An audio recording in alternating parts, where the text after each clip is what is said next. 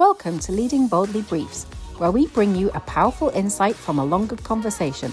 Perfect if you're short on time.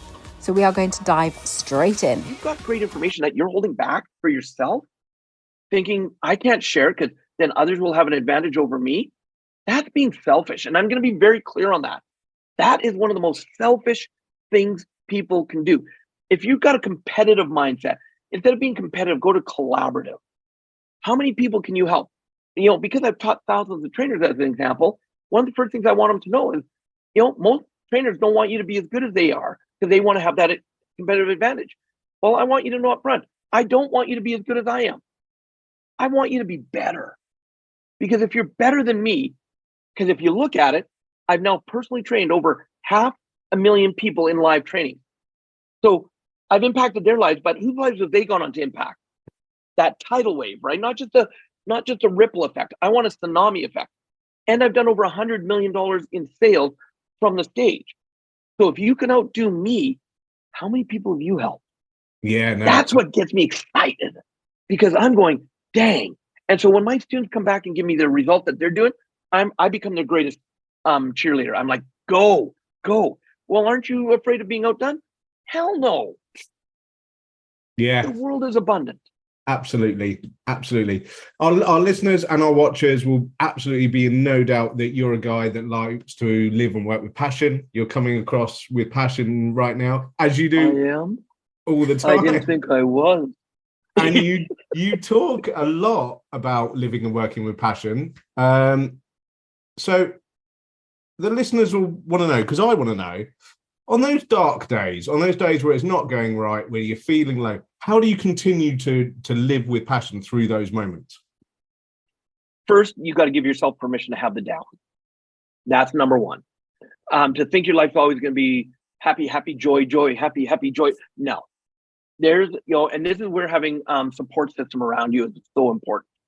The people around you that they're willing to not only pick you up when you are down, but some of them, they know it's not time to pick you up. It may be just a person there that if you need to speak and be heard, they're there to listen.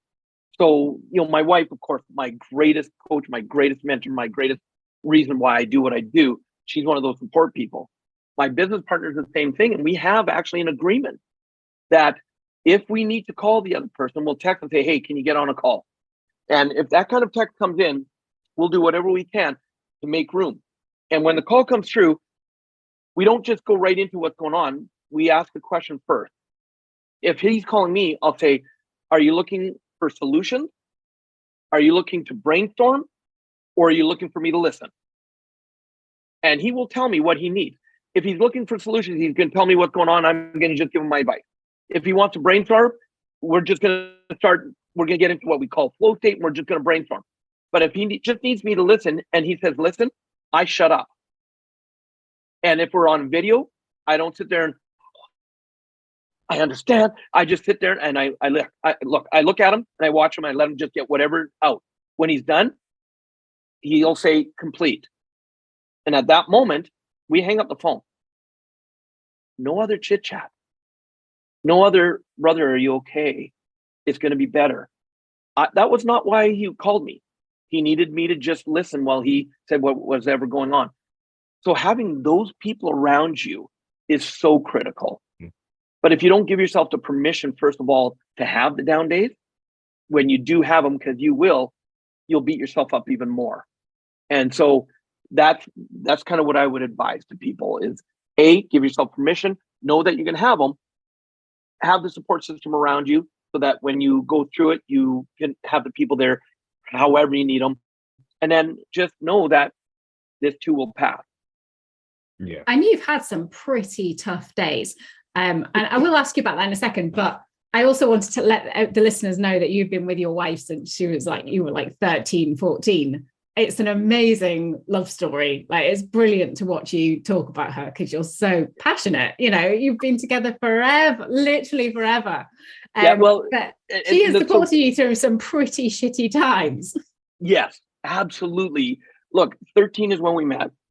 16 is when we started dating. We got married when we were 19, or I had just turned 20. And actually Monday, this past Monday, we just celebrated our 35th wedding anniversary before I flew here to Poland. Yeah. And you're right. We have, as an example, I'll tell you, 3 days after we got married, my wife ended up in the hospital for 3 weeks. She had planned our whole wedding. We're both the youngest of our families and poor families, so we paid for our own wedding. She did all the planning. We did it all. And so when she relaxed after the wedding, it triggered her type 1 diabetes that we didn't know she had. And she ended up in the hospital for 3 weeks. And I internalized marrying me made her sick. Didn't even know it for years. And I became her protector.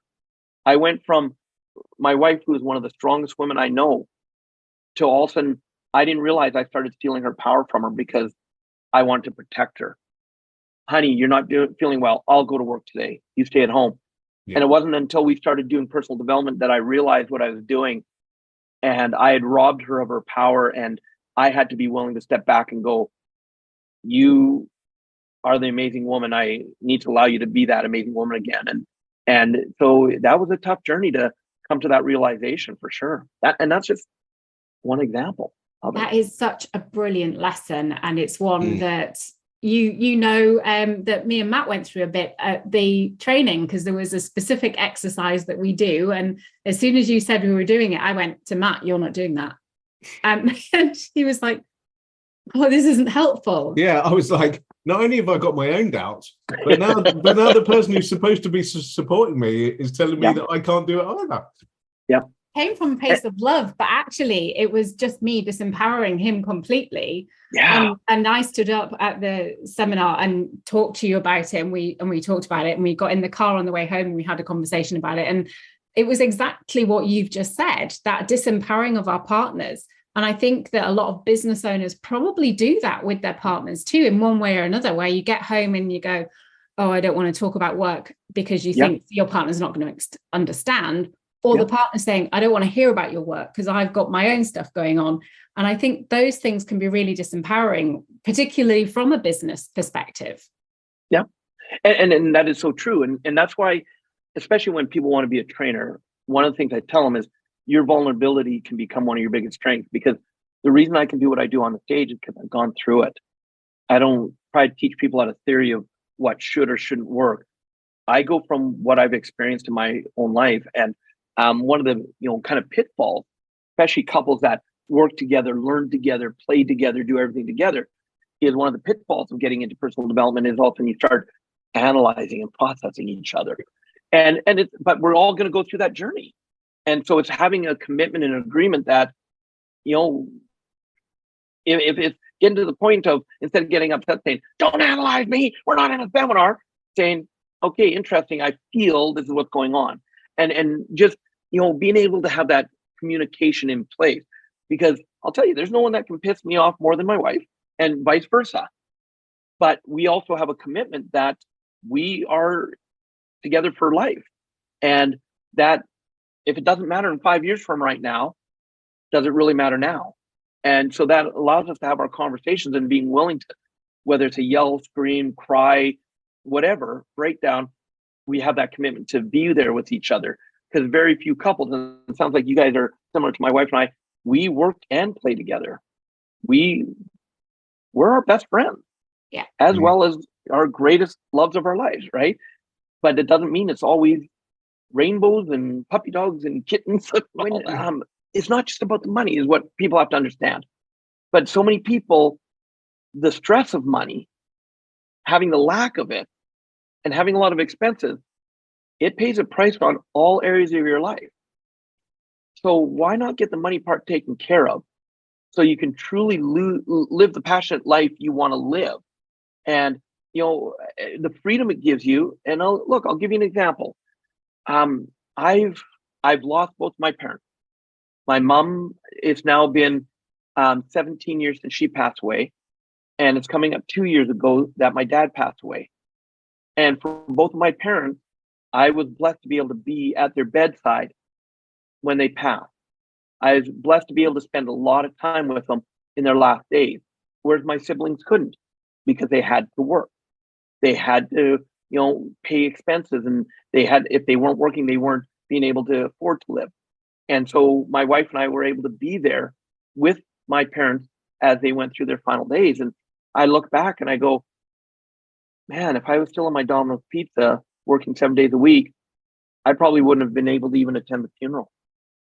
And then how would I feel now years later?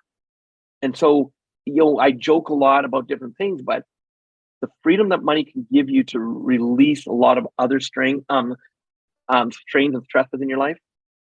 But you got to take care of it. You got to be willing to do what you need to do to take care of that money part, so that then you have the freedom to do what you really want to do. Yeah. And you made a really interesting statement there that I'd like to ask about a bit, because I think a lot of people stop themselves from earning more money because their siblings don't, for example. So you've got a different sibling dynamic financially. And how does that feel within a family dynamic? Is it difficult? Is it okay? Like, has it taken time? Yeah, all of the above, Jenny. All of the above. In the beginning, especially being the youngest, we would do a training as students, and we want to tell our family about it, and they'd be like, because of course the whole past comes up. You're the youngest. What do you know? And someone gave us great advice. They said, instead of trying to convince others, just start living the change. And all of a sudden, my wife and I, on my side of the family, the first ones to ever own our own home. And on my wife's side, they've owned homes, but they've always had to work. And so all of a sudden we started having the successes. And yeah, Domino's Pizza franchisees, they were like, oh, you guys are doing good. And when the day we told them we were getting out of Domino's Pizza, the families freaked out, because they're like, what are you going to do? And we're like, we don't know. And it's going around the Millionaire Mind Intensive. It was in 2000, in January of 2001. Out of duress, we had to sell one of our stores, and it was nasty. There's a thing that we teach people at one of our courses that says, you will teach others how to treat you. We had 2 stores at the time, and our one store that we didn't want to sell because it was profitable, we wanted to keep it so we'd be making money, and we wanted to sell the other store, but no one wanted the other store because it was in an area that if you bought the store, you couldn't really grow. There was nowhere to expand. So our other store, the one we wanted to keep, though, the only way you could expand at the time was by buying existing stores in that area. So people wanted that store, but they didn't want the other one. And so we were so stressed out that we're like, okay, we have to sell that store. And the gentleman that bought it from us, I will tell you, originally we were playing the victim, that he took advantage of us. Knowing what we know now, we taught him that it was okay to do what he did, because he delay after delay, all of a sudden he dropped the price, all of a sudden another delay. And by the time we finally sold the store, we actually carried the financing on the store. Instead of getting a lump sum, we were getting monthly payments, which helped a little bit on some of the things that we owed money on, but it, to maintain, but it didn't pay for what we really needed. And it was terrible. It was nasty. It was stressful. And then we end up going to the Millionaire Mind, and we started learning about this stuff. And we went to the Warrior Camp, which is one of the programs I know I'm going to get to teach you guys that coming up. And we learned so much about our own personal power. We walked away from that camp and we went, we're done with Domino's. And because we made the decision, all of a sudden this store that nobody wanted, all of a sudden 3 people wanted that store. And our parents and our families are now freaking out, going, what are you going to do? And we're like, don't know. But you can't just not have an income. Sure we can. We're now creating passive income. We've got things happening. We know we want something different. We know we're not happy with Domino's anymore. And if we're not happy doing it, that's one of the reasons we're going deeper in debt. So we're going to sell it. And so they just couldn't process it. They couldn't handle it. But we had to put that to the side and say, it feels right for us. And all of a sudden, 3 people want our store. And so we knew we didn't want the same situation as the first one. So we went to the first young guy and we said, look, you're qualified to be a franchisee. So here's the deal. Here's the price, non-negotiable. Here's the possession date, non-negotiable. We'll tell you the good, the bad, the ugly. We'll tell you everything about it. If you keep proceeding and you meet all the standards, we'll sell you the store. If you pull back, no hard feelings, deal's done with you, we'll go to the next buyer. Are we clear? And he's like, yes. And everything was going great until he had to put down a non-refundable check for $5,000. He was supposed to meet us at a coffee shop with the check, and he didn't show up. And my wife and I are freaking out because now we're going back into the fears and the doubts of what had happened before. But all of a sudden that learning went, we call him up, we said, Eric, what's going on? He goes, well. And I said, okay, deal's done. He goes, no. I said, no, have we not been clear? And I said, the deal's done. And I hung up the phone. And my wife and I are like, what the just happened? Right? But we knew we had to hold to what we said. Because if we don't hold to our word means crap. He phoned back a couple minutes later and he's like, okay, I'm on my way. And we could have said yes, but my wife, she goes, no. She goes, have we not told you everything about the store? Yes. Have we not been upfront with you? Yes. So we've been very clear. Yeah. Well, then you pulled back. So the deal's done. We're going to go to the next buyer. If you still want the store, the price just went up $5,000 and you've got 3 hours to make a decision. Click. I'm looking at her like, I don't know, but I felt like I had to. Minutes later, he calls back. He says, I agreed to the new terms. I'm on my way down. And it was like, holy. Just from mindset and attitude change, the two stores went through in totally different ways. Same thing happened with our families. Because as we started living the changes, instead of convincing our family members, all of a sudden, guess who they started coming to for financial advice? Guess who they started wanting to be around to understand what we're doing and why we're having the success? And all of a sudden, the whole dynamic changed. So yeah, it took a while. It wasn't always pretty because it's like, you're the babies. What do you know? We're the experienced ones. And we just had to keep being humble, but stand up for ourselves when needed and just be us and let the transition happen the way it did. It reminds me of an amazing word that you use for your wife that she does to you quite often. She voluntold you a lot. Yes. Yes, I understand that, Robert. I understand right, it. Yeah. Yep. And look, it's one of the greatest gifts we give each other is holding each other to a higher standard, even if we have to voluntold the other to do something.